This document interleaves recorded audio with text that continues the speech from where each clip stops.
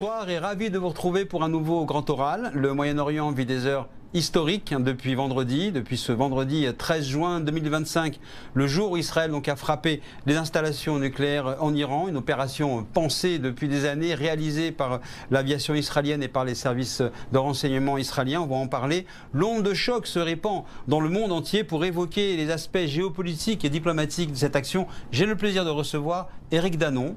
Bonsoir. Bonsoir. Vous êtes ancien ambassadeur de France en Israël, donc bonsoir et bienvenue pour ce grand oral. Comment qualifiez-vous ce qui se passe entre Israël et l'Iran depuis quelques jours? D'abord, c'est une nouvelle guerre. Et c'est une vraie guerre entre deux pays.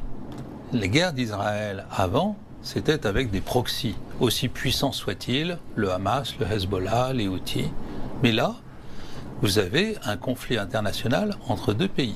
L'Iran, c'est pas un proxy, c'est un vrai pays, une vraie nation.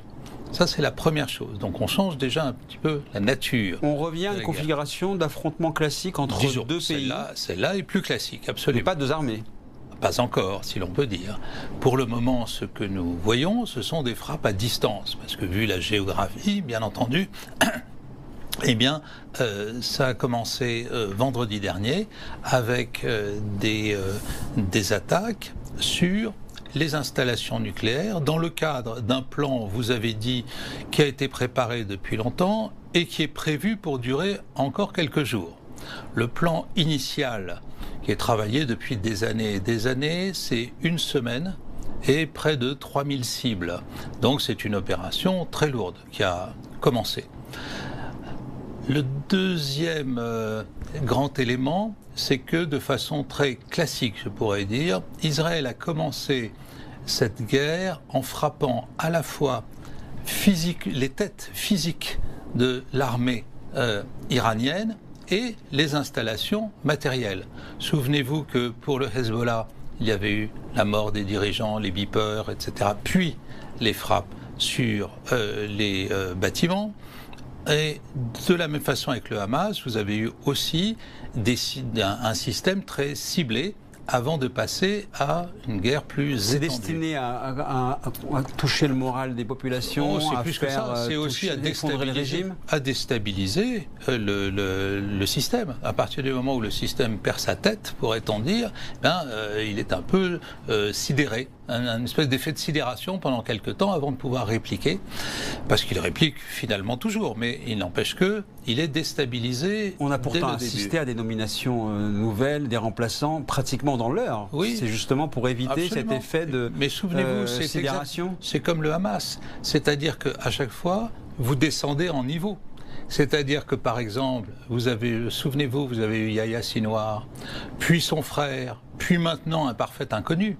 Donc, c'est pas parce que vous remplacez la tête qu'elle vaut autant, pourrait-on dire. Et il faut se souvenir, en Iran, de ce qu'a entraîné l'assassinat, l'élimination de Soleimani à l'époque. 2 ans de déstabilisation pour l'armée iranienne, ou plutôt pour les gardiens de la révolution.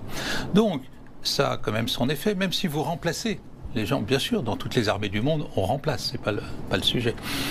Après ça, vous avez un effet qui vient progressivement, qui est la recomposition locale du rapport de force. Aujourd'hui, et dès vendredi dernier, vous avez eu des pays qui se sont réjouis dans la région et d'autres pas. Ceux qui se sont réjouis, ce sont les pays sunnites. Il est bien évident que si Téhéran est frappé, c'est le meilleur jour pour le prince héritier d'Arabie Saoudite, qui voit son pendant, pourrait-on dire, chiite, affaibli. Et qui pourtant a fait la déclaration que l'on attendait, qui a condamné l'agression d'un pays frère. C'est l'hypocrisie pure. Totalement, de la même façon qu'avec la Turquie. C'est-à-dire que le Turc est au fond bien content qu'Israël soit allé frapper l'Iran, parce que l'Iran est son concurrent. La Turquie et l'Iran, ce sont les deux pays non arabes qui souhaitent avoir la main sur le monde arabe. Mais comme il déteste Israël, évidemment, il commence par dire que tout ça par une condamnation d'Israël.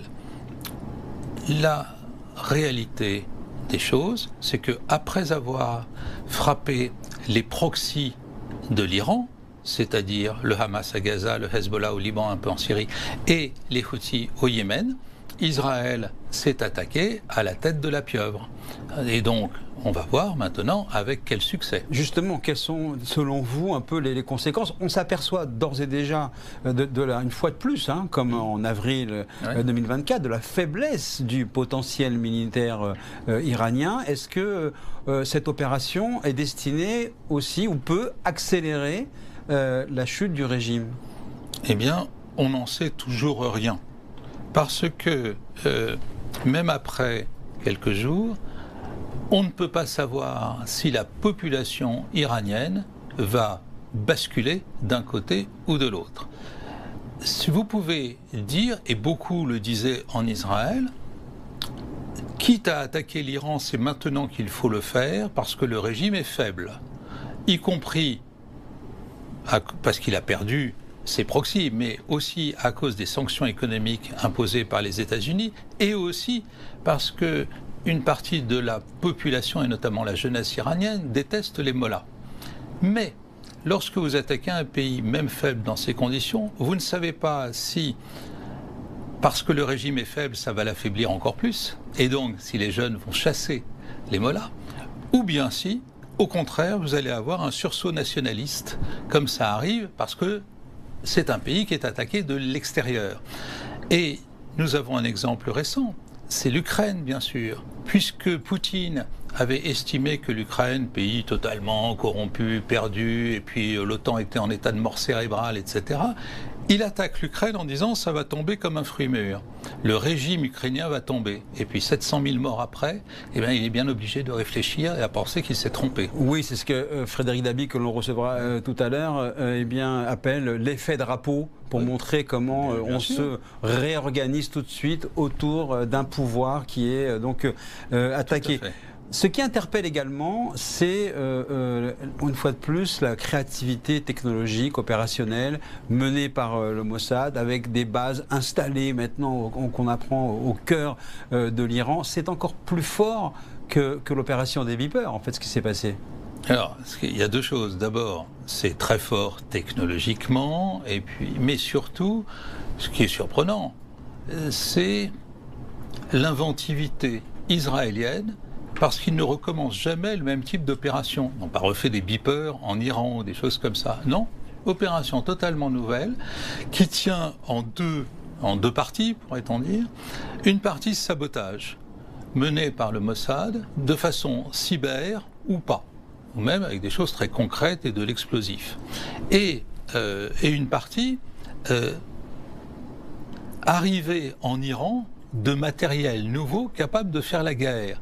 Arriver à mettre en Iran des bases qui vont servir à lancer des drones de proximité par rapport à l'objectif des installations nucléaires, ça, c'est effectivement quelque chose qu'on n'avait encore pas vu à cette échelle de précision. Mais comment on peut imaginer que ça puisse être possible en réalité? On a beau connaître les arcanes des services secrets, des indices, de ceux qui aident, de ceux qui veulent trahir leur pays. Mais comment on peut imaginer que toute cette technologie, à l'insu d'un pouvoir fort, qui est obsédé par la surveillance, ça puisse quand même fonctionner? Ça vient de quelque chose qu'on a complètement oublié en Occident, en Europe, etc. C'est que Israël se considère comme un pays en guerre depuis 75 ans. À partir de là, il est obligé de développer des capacités sans arrêt nouvelles. Il se trouve qu'il s'est tourné vers l'innovation technologique, c'est devenu la Startup Nation. Et dans le cadre de la Startup Nation, vous avez sans arrêt généralement des jeunes qui viennent proposer des projets de moyen long terme. Et vous savez, l'affaire des beepers a été proposée par une jeune fille il y a plus de 10 ans. Et à ce moment-là, vous avez un système qui est très secret, heureusement d'ailleurs, et qui met en place des idées nouvelles. Et c'est possible parce que vous avez une imbrication du militaire et du civil en Israël, comme il n'y en a pas dans aucun autre pays démocratique du monde. Alors, on est quand même obligé d'avoir cette question qui vient à l'esprit et cette réflexion quand on voit effectivement ce que vous nous expliquez, l'inventivité, la créativité, l'audace, la capacité d'analyser et qu'on voit le temps qui a été passé pour organiser cela sur l'Iran, puis avant cela sur le Hezbollah, ça permet de comprendre pourquoi on a négligé le Hamas. L'énergie n'était pas mise là. L'inventivité n'était pas mise sur le Hamas. Parce que c'est ça qui étonne quand même. Le Hamas, vous avez une erreur, une faille de nature sécuritaire. C'est ce deux poids deux mesures qui étonne. Bien sûr, parce que vous avez eu un travail de tas de petites mains en Israël qui n'ont pas été entendues lorsque les informations sont remontées vers la tête du système. Ça, c'est une faille purement sécuritaire. Mais surtout, vous avez eu une faille politique colossale. C'était le fait que quelques ministres et quelques militaires ont pensé que le danger pour les Israéliens n'était plus à Gaza, mais était à l'est, en Cisjordanie. Et donc, au moment du 7 octobre, l'ensemble des forces étaient mobilisées plutôt à l'est qu'à l'ouest, d'où le temps mis pour arriver, etc. Sans compter que vous avez eu une forme de taqiya, c'est-à-dire de dissimulation du Hamas avant le 7 octobre. Évidemment, vous savez, tout le monde fonctionne dans la région de façon mimétique, et vous avez eu une dissimulation israélienne avant l'attaque là, contre l'Iran, avec des déplacements, des manières d'accueillir des étrangers en visite en Israël, comme si de rien n'était. Voilà, l'Iran est tombé dans ce panneau-là aussi.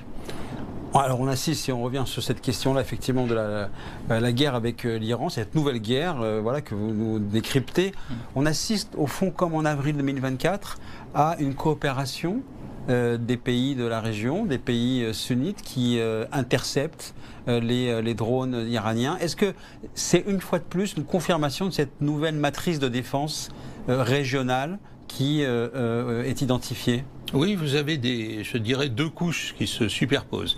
Une couche proprement politico-militaire. Celle-là, la tournée de Trump, par exemple, n'est pas indifférente, n'est pas sans conséquence par rapport à ce qui se passe depuis 3-4 jours. Et puis vous avez une couche d'analyse qui est l'affrontement entre les sunnites et les chiites. Et à partir du moment où les sunnites peuvent considérer que le chiisme recule géographiquement, pourrait-on dire, parce qu'il est repoussé vers l'Est, vers l'Iran, eh bien, évidemment, ils sont satisfaits, même s'ils ne le disent pas, parce que dans les accords, y compris entre l'Iran et l'Arabie saoudite, l'idée, c'était évidemment de ne pas jouer le jeu des puissances qui sont derrière. Donc, il faut montrer une certaine indépendance de pensée. Il n'empêche que, d'un point de vue géostratégique, vous avez le principal allié d'Israël, ce sont les États-Unis. Le principal allié de l'Iran, ce sont les Russes.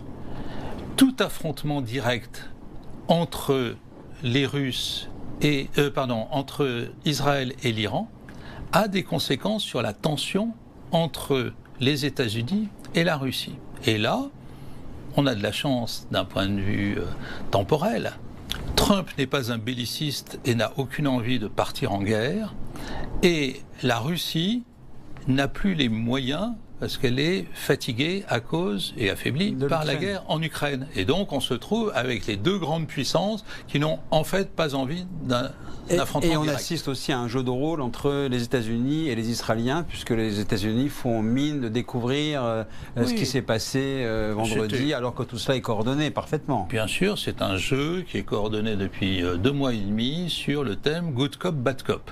C'est-à-dire, les États-Unis disent « moi, j'aimerais bien négocier ». Et puis, l'envoyé américain, trouve que les Iraniens ils sont malins et au fond ils ne veulent pas aboutir, ce sont les meilleurs négociateurs du monde et donc il est en train de perdre cette négociation. Alors il va mettre la pression plus fortement, et c'est Trump qui va le faire, en disant aux Iraniens, vous feriez bien d'accepter ma négociation parce que autrement, mon méchant qui est à côté de moi, le bad cop à côté, alors que moi je suis le good cop, le bad cop à côté, il va... C'est-à-dire le dirigeant israélien ?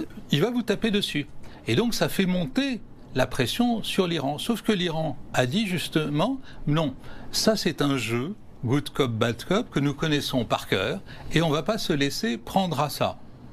Ils ne se sont pas laissés prendre à ça, ils se sont laissés prendre dans autre chose, qui a été l'attaque israélienne. Et cette attaque israélienne, c'est l'œuvre de Netanyahou qui en parle depuis 30 ans, qui la prépare depuis 15 ans. Absolument. Il va sortir renforcé pour vous de cette opération ? Oui, a priori, oui. Vous savez, en géopolitique, le chef, c'est celui qui arrive à désigner l'ennemi. Et le fait de désigner l'ennemi fait de vous le chef. Alors, malheureusement, c'est un philosophe pro-nazi qui l'a théorisé. Carl Schmitt. Absolument. Et donc, là, Netanyahou, ça fait 15 ans, en réalité 30, qui dit l'ennemi, c'est l'Iran.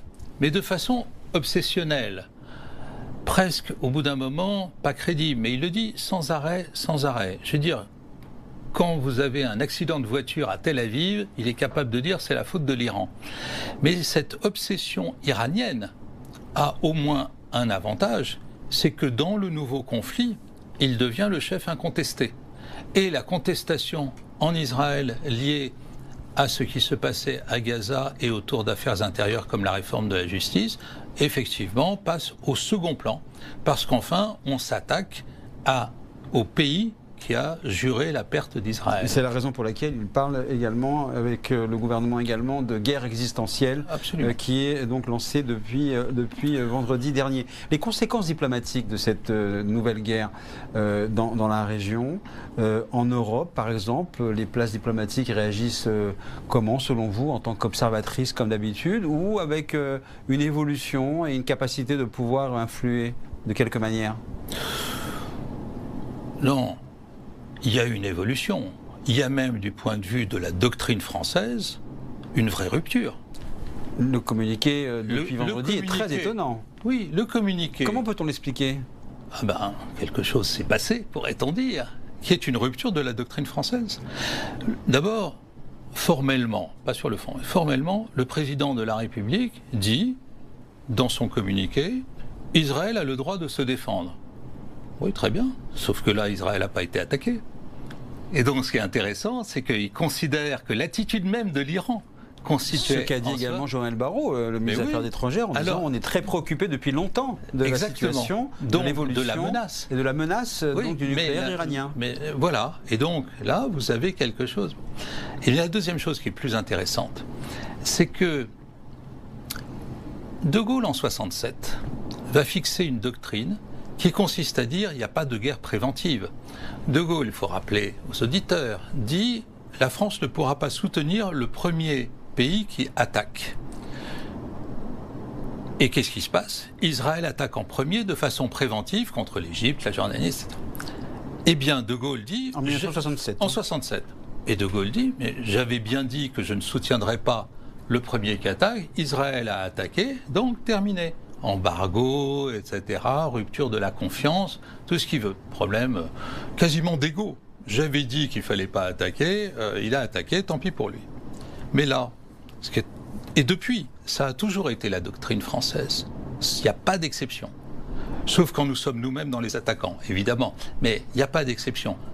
On n'attaque pas de façon préventive. On ne soutient pas, celui qui attaque de façon préventive. On attend l'attaque. Et après, on distribue les bons et les mauvais points. Mais là, le président soutient Israël dans son droit à se défendre, Israël qui a attaqué, alors même que militairement, il n'était pas attaqué à ce moment-là. C'est une guerre préventive d'Israël sur l'Iran pour dire stop au programme nucléaire. Et là, vous avez un vrai changement de doctrine française. C'est absolument passionnant parce que vous nous amenez effectivement entre les lignes, dans les coulisses de ce qui se passe. Est-ce que c'est un geste pour calmer la crise entre la France et Israël, par exemple, pour vous? Très franchement, je pense que ça ne serait pas à la hauteur, si l'on peut dire, de la situation. On est effectivement dans une période très conflictuelle, en tout cas on l'était il y a 4 jours, entre la France et Israël à propos de la reconnaissance de la Palestine et de la conférence de New York, qui va perdre évidemment de sa substance et de son intérêt. Mais objectivement, il y avait une vraie crise parce que Netanyahou, quoi qu'il arrive, quoi qu'on fasse, ne veut pas un État palestinien. Donc à partir du moment où vous dites, moi je fais une conférence internationale pour avoir un État palestinien, évidemment, vous êtes en tension. Et là, vous pouvez penser que le président de la République a fait cela, c'est-à-dire le communiqué favorable plutôt à Israël, pour calmer le jeu avec Israël. Je ne le crois pas, parce que ça serait, je dirais, trop petit comme prétexte. Je pense qu'il y a enfin la prise de conscience que ce que fait Israël contre l'islamisme radical, djihadiste, violent, porté par l'Iran, eh bien là, c'est un ennemi commun à la France et à Israël. Alors c'est effectivement une rupture que vous pointez, mais alors la conséquence de cette rupture, si elle s'avère, c'est qu'au fond, est-ce qu'il y aurait encore une raison de donner au Hamas la reconnaissance de l'État palestinien? On ne le donne pas au Hamas. L'idée française, si vous voulez, c'était de dire non, on reconnaît un État palestinien, mais en exigeant que le Hamas s'en aille. Donc on ne peut pas dire que ce soit pour le Hamas. En revanche, symboliquement, ça donnait l'impression à beaucoup qu'il y avait eu une prime à l'attentat catastrophique et au massacre. Et au massacre du 7 octobre, puisque moins de 2 ans après, on allait reconnaître un État palestinien. Mais évidemment, contre ça, vous avez des arguments. Le premier consistant à dire que le Hamas n'a jamais été intéressé à avoir un État palestinien. Pour lui, c'est bien d'avoir un État palestinien, mais comme première étape de la reconquête de l'ensemble de la Palestine mandataire, de la mer au Jourdain. Parce qu'à la différence effectivement de l'OLP à l'époque d'accord d'Oslo, il n'est pas question d'avoir un État à côté. Vous avez deux grandes catégories. Il faut avoir un État à la place d'Israël. Oui, ils n'ont jamais accepté le partage. Vous avez chez les Palestiniens 2 catégories. Parce que tous veulent un État. Mais il y en a qui disent c'est un État pour vivre côte à côte et en bonne intelligence avec Israël. Et ceux qui disent c'est la première étape d'une reconquête générale, parce que ce que nous ne voulons pas, c'est l'État juif. Inutile d'essayer de nous proposer tel ou tel État, taille de l'État, etc. Ce qu'on veut, c'est la disparition d'Israël. Et c'est là que, aujourd'hui, le Hamas n'est plus tout à fait en capacité de le faire. Est-ce que pour vous, justement, par rapport à l'Iran, ce qui se passe en Iran, c'est de nature à changer l'image d'Israël dans le monde ? Oui, mais le problème depuis toujours, c'est que Israël gagne les guerres militaires et perd la guerre de la communication. Vous voyez bien que... Mais que vaut-il mieux? Est-ce qu'il vaut mieux perdre... Non, il vaut mieux gagner la guerre militaire. Mais aujourd'hui, je veux dire, lorsque on avait dit à Golda Meir qu'il fallait qu'elle fasse un effort de communication à la télévision israélienne, sa réponse avait été cinglante et bien dans l'époque. Je fais la guerre, je ne vais pas chez le coiffeur. Aujourd'hui, les guerres... spécialiste de punchline, Golda Meir. On en découvre chaque jour. On en découvre chaque jour. Aujourd'hui, c'est pas pareil. Une guerre se gagne aussi par la communication. Et surtout, pour Israël, c'est important, ou pour la diaspora. Depuis la guerre à Gaza, depuis le 7 octobre, et surtout depuis l'opération du 5-6 mars dernier sur les chars de Gédéon, vous avez une détestation d'Israël dans le monde qui pose un problème particulier, spécifique, qui est celui de la vocation d'Israël. Israël a-t-il pour vocation de protéger les Juifs qui sont en Israël, ou a-t-il aussi vocation à protéger les Juifs de la diaspora? Normalement les deux, mais dans les faits, ça ne se passe pas comme ça, car aujourd'hui, plus le gouvernement Netanyahou protège les Juifs en Israël, et c'est sa première mission, plus il met en péril la diaspora à cause de la montée de l'antisémitisme dans le monde. Donc vous avez un effet comme ça qui fait que pour un juif de la diaspora, évidemment, qui sent l'antisémitisme autour de lui, eh ben, c'est très compliqué de savoir si Israël le protège ou non. Et la difficulté supplémentaire, c'est que certains politiques de l'extrême droite israélienne ne se plaignent pas de la montée de l'antisémitisme dans le monde, parce que cet antisémitisme va favoriser l'ALIA. Éric Danon, merci beaucoup pour toutes ces explications. On arrive à comprendre effectivement la nouvelle phase dans laquelle on se trouve aujourd'hui depuis le 7 octobre et en particulier depuis maintenant le 13 juin 2025. À très bientôt.